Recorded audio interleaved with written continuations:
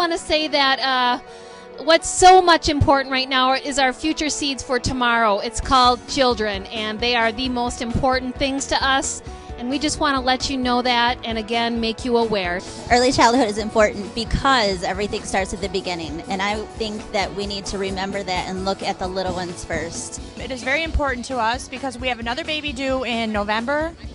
And it's a wonderful start in the beginning, and it gets her ready for school. I had a 10-year-old that's went through the program, and he excels very well. My son is autistic, and without these programs, I wouldn't know what to do. I wouldn't know where to go.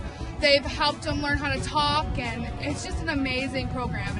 It's proven fact that children who start education early do better in school. They have a lower dropout rate. I am from the Early Childhood Center, and we just want to thank you for the funds for it and let you know that it's important to continue that for our children's future. Please don't forget early childhood when you're making your decisions.